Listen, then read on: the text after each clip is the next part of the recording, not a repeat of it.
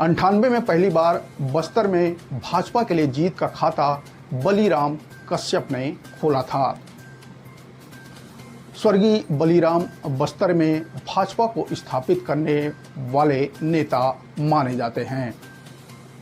1998, 1999, 2004 और 2009 में लगातार 4 बार बलीराम कश्यप ही जीतते आए हैं। 2011 में उनके निधन के बाद बेटे दिनेश कश्यप उपचुनाव में जीते और 2014 मोदी लहर में दूसरी बार जीतने में भी सफल रहे। 2019 में के जो चुनाव थे उसमें मोदी लहर के बीच विधायक रहते हुए कांग्रेस के दीपक बैज ने भाजपा प्रत्याशी बैदूराम कश्यप को पटकनी दे दी। अब बात करते हैं इस लोकसभा चुनाव यानी 2024 की।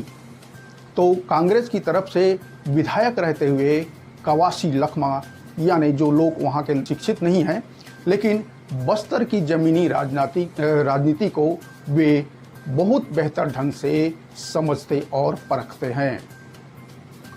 नक्सल प्रभावित अंदरूनी इलाकों में कवासी लखमा की मजबूत पकड़ मानी जाती है। विशेषकर कोंटा, दंतेवाड़ा, बीजापुर विधानसभा क्षेत्र में लखमा की पैठ है। इसके साथ ही साथ कुछ हद तक नारायणपुर की बात कर लें या अबुझमाड़ और चित्रकूट विधानसभा में केसलूर इलाके में भी कवासी लखमा का अच्छा खासा प्रभाव देखा जा सकता है। बस्तर में कांग्रेस के लिए कवासी लखमा यानी दादी एक करिश्माई नेता हमेशा से रहे हैं। एक तरह से देखा जाए तो पार्टी के सबसे सफल नेता कवासी लखमा को माना जा सकता है। 2013 में घटित झीरम घाटी नक्सल हत्याकांड के आरोपों से घिरे होने के बाद भी लखमा अपने विरोधियों को चकमा देने में सफल रहते आए हैं। कोंटा सीट में 2023 का चुनाव हो या 2018 का या फिर 2023 का विधानसभा चुनाव, हर चुनाव में लखमा की स्थिति को हमेशा डावाडोल ही बताया या दिखाया जाता रहा था। अनुमान लगाया जा रहा था कि उनकी स्थिति ठीक नहीं है,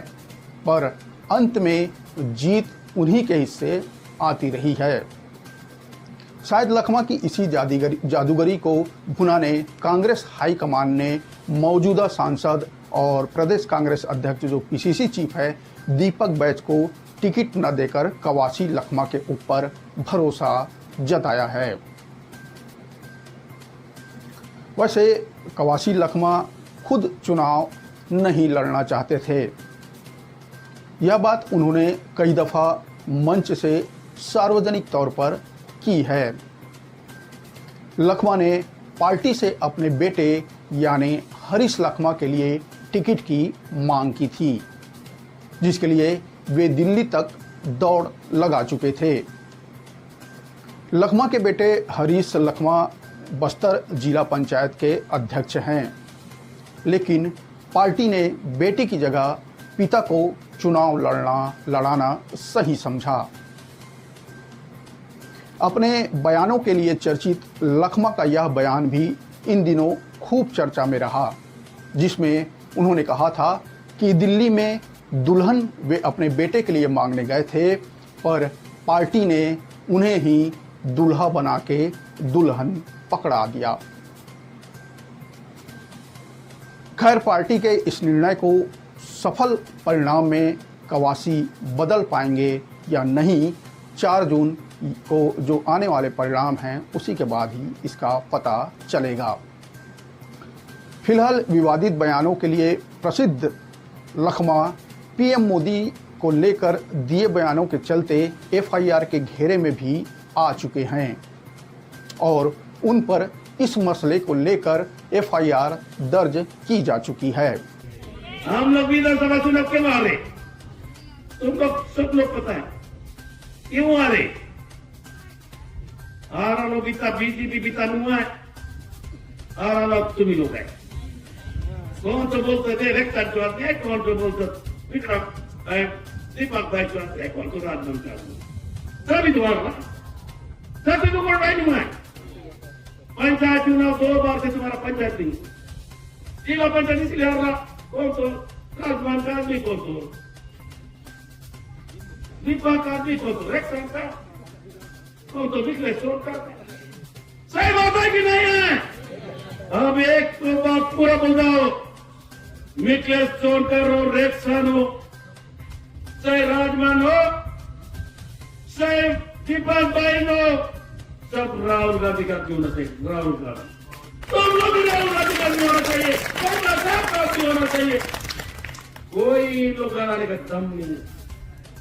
सदस्य लोग हमारा घर बेदस लोग बोला जाएगी तो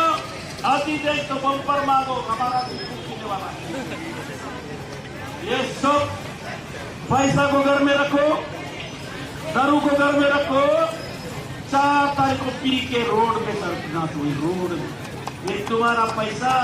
तुम्हारा दारू या पी के नाच है तो अच्छी तक मत हम बोले फन जाते सही बात है कि नहीं है आज हमारा पास मां पर भी नहीं है पापी आदमी चले गई कहा के उसका पेट खराब होगा देखना इलाज नहीं लगेगा तो पापी आदमी लोग मर जाएंगे पैसा गरीब लोग का खाया है उसके बाद हमारे एमएलए भी नहीं है तुम्हारा पास तुम्हारा गांव में कोई मंद बनाता है कोई गोली तोड़ता है पैसा नहीं मिलता है डौका डौकी को मारता है लड़ाई कौन बंद करेगा मैं तुम लोग को जिम्मेदारी से आप बोल सकता हूं एमएलए भी नहीं है मां पर भी नहीं है सांसद होना है कि नहीं होना है तुम्हारा पास पुलिस बोलेगा चलो ताना मैं ताना नहीं दूंगा लखमा से बात करूंगा तुमको छोड़ के पक जाएगा बता दो मत पता